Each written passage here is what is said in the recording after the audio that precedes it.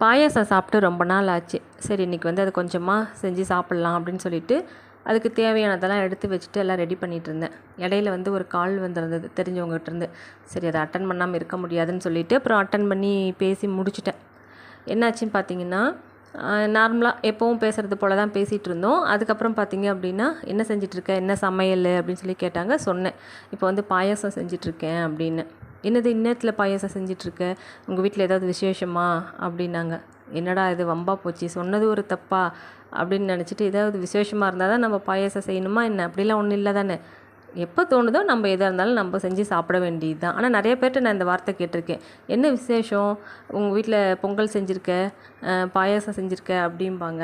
எனக்கு தோணுச்சு நான் செஞ்சேன், அவ்வளோதான். நம்மளுக்கு எப்பெல்லாம் பிடிக்குதோ அப்பப்பெல்லாம் நம்ம செஞ்சு சாப்பிட்ற வேண்டியது, அவ்வளோதான். இதுக்கு வந்து ஒரு நாள் கிழமை இதெல்லாம் தேவையே கிடையாது. நீங்களும் செஞ்சு சாப்பிடுங்க.